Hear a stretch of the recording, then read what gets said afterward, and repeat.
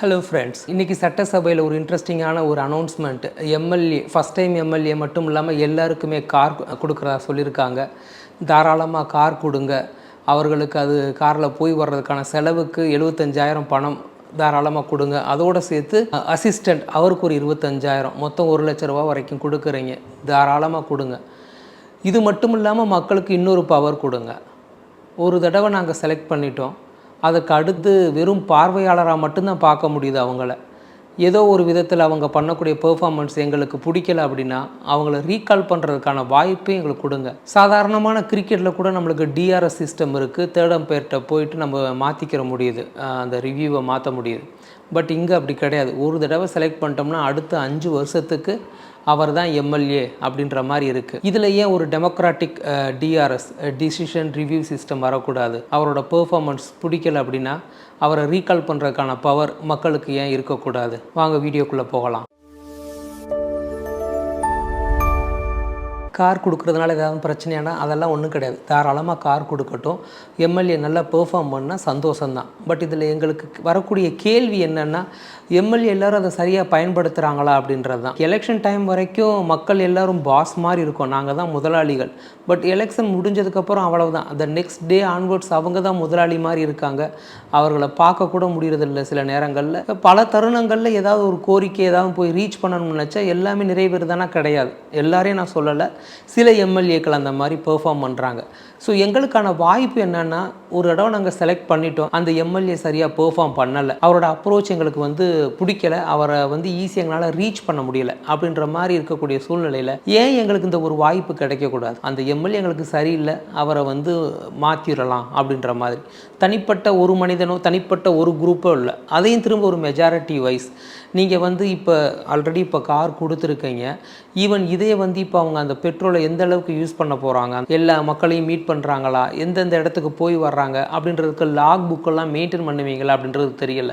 அந்த மாதிரி ஏதாவது ஒரு லாக் புக் மெயின்டைன் பண்ணி எத்தனை பேரை பார்க்குறாங்க, என்ன செய்கிறாங்க அப்படின்றத அவங்க அங்கே இருக்கக்கூடிய அந்த எம்எல்ஏக்கு மேலே ஹையர் அத்தாரிட்டி யாராவது ஒருத்தவங்களை வச்சு அவங்களுடைய பெர்ஃபார்மன்ஸ் எப்படி இருக்குன்றதை நீங்கள் மானிட்டர் பண்ணலாம். எம்எல்ஏ செலக்ட் பண்ணிடுறோம், செலக்ட் பண்ணதுக்கப்புறம் சரியாக செயல்படலை அப்படின்ற இருக்கக்கூடிய சூழ்நிலையில் ஈவன் இப்போ அவங்களுக்கு நீங்கள் கொடுத்துருக்க கார் இருக்குல்ல, மற்ற நிகழ்வுகள் எல்லாத்துலேயும் ஏதோ ஒரு விதத்தில் அவங்க எப்படி பெர்ஃபார்ம் பண்ணுறாங்க அப்படின்றத நீங்கள் ஒரு வெப்சைட்டில் ஒரு போர்ட்டலில் பர்டிகுலராக ஃபார் அன் எக்ஸாம்பிள், இப்போ நாங்கள் மதுரை திருமங்கலம் தொகுதியில் இருக்கோம் அப்படின்னா எங்கள் தொகுதியில் இருக்கக்கூடிய எம்எல்ஏ எனக்கு சரியாக பெர்ஃபார்ம் பண்ணுறாரா பண்ணலையா அப்படின்றத நான் ஏன் மொபைல் ஆப்பில் ஈஸியாக பார்க்குற மாதிரி நீங்கள் பண்ணித்தரக்கூடாது? பிகாஸ் இது எல்லாமே அக்கௌண்டபிலிட்டி தானே. என்னோடய எம்எல்ஏ எப்படி பெர்ஃபார்ம் பண்ணுறாரு பார்க்குறதுக்கான ஃபுல் ரைட்ஸ் எனக்கு இருக்குல்ல. ஸோ அதை க்ரியேட் பண்ணி தரலாம். அது இல்லாமல் காமனாக மெஜாரிட்டியான மக்களுக்கு அவருடைய பெர்ஃபார்ம் பிடிக்கல அப்படின்னா எங்களுக்கு அந்த வெப்சைட்லேயே ஆதார் கார்டு மாதிரி ஒரு unique ID number, voter ID மாதிரி, இல்லை யூஎஸில் இருக்க சோசியல் செக்யூரிட்டி நம்பர் மாதிரி ஒரு நம்பர் கொடுங்க. யாரெல்லாம் ஓட் பண்ணுறாங்களோ, ஓட் பண்ணக்கூடிய ஏஜ் இருக்கோ, இல்லை ஏற்கனவே ஓட் பண்ணியிருந்தாங்களோ அவங்களுக்கு இன்னொரு வாய்ப்பு என்னென்னா, அடுத்த 5 இயர்ஸ் அடுத்து பார்க்கல, எலெக்ஷன் முடிஞ்சு நெக்ஸ்ட் 1 இயர் கூட வேணாம், எலெக்ஷன் முடிஞ்சு 1 இயரில் அவங்களோட பெர்ஃபார்மன்ஸ் என்ன அப்படின்றத டக்குன்னு நம்மளால் என்ன செய்ய முடியாது, ஐடென்டிஃபை பண்ண முடியாது. 1 இயர் முடிஞ்சதுக்கப்புறம் வெப்சைட்டில் எல்லாமே தொகுதி வாரியாக எத்தனை தொகுதி இருக்கோ எல்லா தொகுதி எம்எல்ஏ அவங்களோட பெர்ஃபார்மன்ஸ் எப்படி இருக்குது, அவங்க எத்தனை சட்டசபையில் அட்டண்டன்ஸ் இருக்குது, மக்களுடைய எத்தனை குறைகளை தீர்த்துருக்காங்க, எந்தெந்த குறைகளுக்காக சட்டசபையில் பேசியிருக்காங்க, அது எல்லாமே வெப்சைட்டில் வர்ற மாதிரி பண்ணிடலாம். மீன் டைம் அதுக்கு கீழே இன்னொரு ஆப்ஷனாக ரீகால் ஆப்ஷன், எங்களுக்கு ரெக்வஸ்ட் ஃபார் ரீகால் அப்படின்ற ஒரு ஆப்ஷன் தரலாம். அதில் என்ன செய்யறதுன்னா,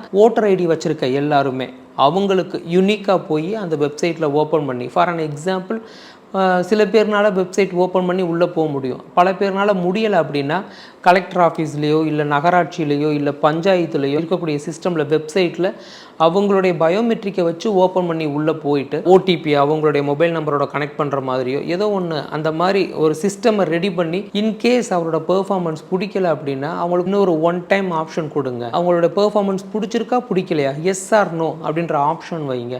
பிடிக்கலைன்னா வி வில் கிவ் நோ.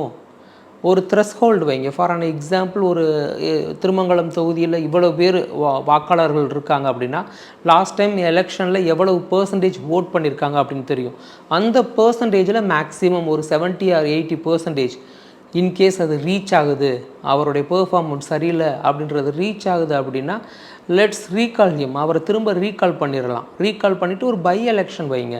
அப்போ தானே அவங்களுக்கு ஒரு பயம் இருக்கும்.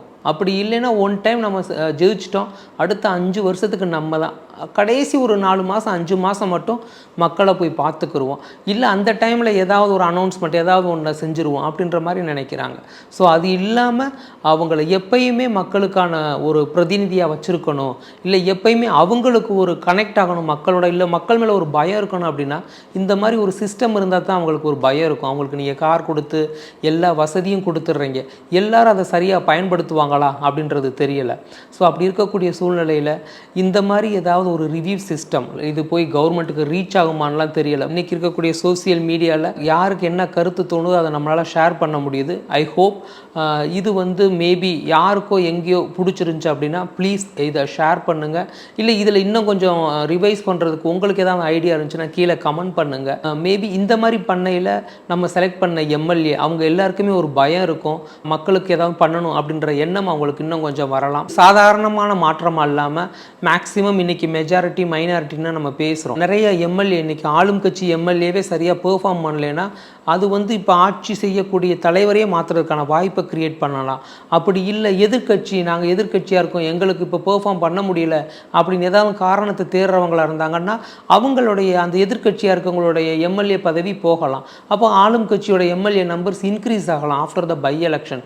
ஸோ இந்த மாதிரி வாய்ப்புகள் இருக்கையில் தான் அவங்க ஆளும் கட்சியாக இருந்தாலும் சரி எதிர்கட்சியாக இருந்தாலும் சரி நம்ம பெர்ஃபார்ம் பண்ணணும். பெர்ஃபார்ம் பண்ணால் தான் அடுத்த 5 வருஷத்துக்கு நம்ம எம்எல்ஏவாக இருக்க முடியும் அப்படின்ற சூழ்நிலை உருவாகும். ஸோ அந்த மாதிரி ஏதாவது ஒரு சிஸ்டம் கொண்டு வாங்க. இதுதான் நான் இந்த வீடியோவில் ஷேர் பண்ணலாம்னு நினச்சேன். தேங்க்யூ ஃபார் வாட்சிங். நம்ம அடுத்த வீடியோவில் இதே மாதிரி வேறு ஏதாவது இன்ட்ரெஸ்டிங்காக நம்மளுக்கு தோணக்கூடியதை லெட்ஸ் டிஸ்கஸ். தேங்க்யூ.